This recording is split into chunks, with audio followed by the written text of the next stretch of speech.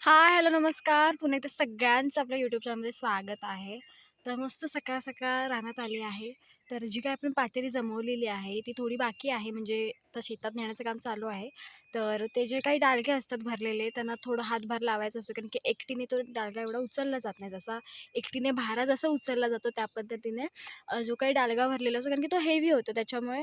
आणि मेन म्हणजे आपल्याकडे ते बिलाचे म्हणजे बांबूंपासून जे बनवलेले डालगे असतात, ते नाही. ते थोडे हलके असतात. पण आपल्याकडे जे तारेचे बनवले त्याच्यामुळे ते ओझं प्लस त्याच्यामध्ये आतमध्ये जाणारी पातेरी त्याच्यामुळे ते थोडं हे होतं हेवी होतं. त्याच्यामुळे थोडं उचलायला 2 म्हणजे 1 माणूस तरी लागतोच. दोन्ही साईडने अशी 2 माणसं लागतात. तर सकाळ बघा किती छान झालेली आहे आणि ऊनसुद्धा पडलेलं आहे आणि पक्ष्यांचा पण आवाज वगैरे येत असेल. आणि आजकाल ना म्हणजे आमच्या समोरच्या म्हणजे समोर जमीन आहे तिथे पण काजू लागलेले आहेत. कारण की आता सगळ्याच लागलेल्या आहेत. म्हणजे बाजारी असतील म्हणजेच वेंगुर्ला असतील, गावठी असतील, सगळ्या काजू लागलेल्या आहेत. तर त्यांनी ते भोंगे असतात ते लावलेले आहेत. म्हणजे त्याच्यामध्ये साऊंड असतात, कुत्र्यांचे साऊंड असतात किंवा वाघाचे डरकाळीचे साऊंड असतात. तर त्याने तिकडे ते लावलेलं आहे. तर आजच्या व्हिडिओमध्ये तुम्हाला बघायला मिळेल. तर हे का लावले जातात तर माकडांमुळे. कारण की माकड भयानक त्रास देतात, उड्या वगैरे मारतात. त्याच्यामुळे हे भोंगे असे लावले जातात. म्हणजे साऊंड तुम्हाला आवाज येईल बघा. तर ह्याचा असा आवाज येतो कुत्र्यांचे वगैरे त्याच्यामध्ये डाउनलोड केले जातात आवाज. आणि मग ते सेल असतात ते चार्ज केल्यानंतर त्या भुंग्यामध्ये टाकायचे आणि मग ते दिवसभर लावून ठेवतात. मग दिवसभर लावून झाल्यानंतर संध्याकाळी परत ते काढले जातात. रात्रीचं पण लावून ठेवतात. मग दुसऱ्या शेल आतमध्ये टाकतात हे करून, चार्ज करून. तर असं केलं जातं. सो त्यांच्या भीतीपायी म्हणजे त्यांना थोडी भीती वाटेल त्याच्यामुळे आतमध्ये येणार नाहीत जमिनीमध्ये आणि काजूंची वाट लागणार नाही. यामागचा फक्त एवढाच हेतू आहे.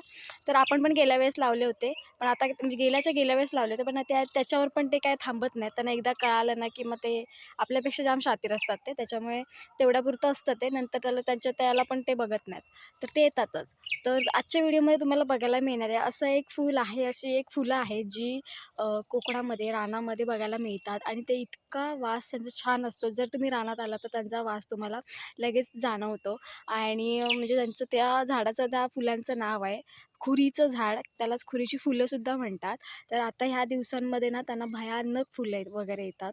आणि जरी रानात तुम्ही सकाळी आला असाल लवकर, तरी संध्याकाळी जरी आला असाल तरी त्यांचा जो काही वास आहे तो असा दरवळतच राहतो. त्याच्यामुळे दिसायला पण एकदम नाजूक आणि एकदम छान आणि वासाला पण एकदम मस्त. तर ह्या दिवसांमध्ये आहे ना, त्या फुलांना मोठ्या प्रमाणात बहर येतो. तर ते आज मी तुम्हाला दाखवते. आणि कुंपणीला जास्तीत जास्त असे लावलेली वगैरे असतात झाडं. आणि मेन म्हणजे जिथे खूप मोठ्या प्रमाणात जंगल आहे ना, तर त्या ठिकाणी ही झाडं बघायला मिळतात आणि आत्ता याला फुलं वगैरे येतात. तुरे कसे असतात त्याच पद्धतीने ती फुलं येतात. तर चला दाखवते तुम्हाला. सो व्हिडिओ आवडला तर नक्की लाईक करा, शेअर करा आणि सबस्क्राईब करायला अजिबात विसरू नका. तुम्ही कालच्या व्हिडिओमध्ये बघितलं असाल की एक नवीन प्लॉट दाखवला आमच्या इथलाच आहे, आमच्या इथल्या काकांचा काजूचा. आणि हा पण एक दुसऱ्या काकांचा आहे जिथून आपण पाथरी गोळा केली होती. तर ह्यांच्यामध्ये पण बऱ्यापैकी काजू लागलेल्या वगैरे आहेत. तर असे सगळे ना म्हणजे अशी जमीन साफ करून त्याच्यामध्ये ह्या काजू सगळ्या लावलेल्या आहेत. चला तुम्हाला खुरीचं झाड दाखवते. तर ही बघा ही आहे खुरी. तर हे खुरीचं झाड आहे आणि आता आहे ना ह्या दिवसांमध्ये खूप मोठ्या प्रमाणात बहर येतो आणि वर्षातनं फक्त एकदाच लागतात. जशी पावसाळ्यात वेगवेगळी फुलं येतात त्याच पद्धतीने थंडीच्या दिवसांमध्ये किंवा ह्या आता उन्हाळ्यामध्ये अशी फुलं येतात. तर ही आहेत खुरीची फुलं आणि अशा पद्धतीने बघा असे गुच्छ असे येतात. आणि आता ही फुललेली नाही आहे. हे आता दिसते तुम्हाला लालसर, तर ही फुललेली नाही. त्याच्या खाली बघायला मिळेल तर ही फुललेली आहे. जी व्हाईट व्हाईट बघायला मिळेल ना, ती फुललेली आहे. तर ह्यांचा जो वास आहे ना खूप छान येतो. आणि जरी तुम्ही घरी नेऊन ग्लासात जरी उभी केले तरी जो आपल्या घरामध्ये ह्याचा वास खूप दरवळतो. तर मी नेहमी घेऊन जाते. आणि वासाला इतकी छान आहेत ना, आता तुम्ही तसं बघितलंत ना, तर मी मगाशी सांगितल्याप्रमाणे कुंपणीला आहेत. आता इथे जे आहेत ना, ते अशी सगळी कुंपणीला आहेत. आणि हे बघा मोठ्या प्रमाणात त्याला बहरसुद्धा आलेलं आहे. हे बघा. अशी व्हाईट फुलं येतात आणि आता सकाळ झाली आहे त्याच्यामुळे ह्याच्यावर एवढ्या माशा नाही आहेत. पण ज्या मधमाशा असतात ना, त्या ह्यांच्यावरती खूप मोठ्या प्रमाणात असतात. कारण की ह्याच्यातसुद्धा मध असते बघा. वरपर्यंत लागलेले आहेत आणि सगळीकडे असे तुरे वगैरे आलेले आहेत. आता हे काही फुललेले आहेत, काही फुललेले नाहीत. आता हे फुललेले नाही आहेत हे बघा. हे थोड्या दिवसांनी फुलतील. हे बघा मस्त एकदम फुलांचा वास येतो या. तर रानामध्ये ना ही तुम्हाला अशी एकमेव वनस्पती बघायला मिळेल. एकमेव अशी फुलं बघायला मिळतील की त्या वनस्पतीवरती अशी छान फुलं बघायला मिळतात आणि वर्षातून फक्त एकदा. आणि फक्त तुम्हाला कोकणातच, रानावनातच ही फुलं बघायला मिळतील.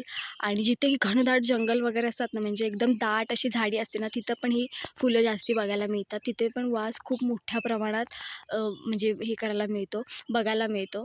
आणि मस्त वाटते. आता पण त्यांचा वास खूप सुटला आहे. सकाळ झालेली आहे, त्याच्यामुळे ह्यांचा वास खूप मस्त सुटला आहे. आणि आता ऊनसुद्धा थोड्या वेळाने पडेल. तर असे सगळीकडे आहे. त्या साईडला पण आहे, दाखवते तुम्हाला. तर हे एक इथे झाड आहे.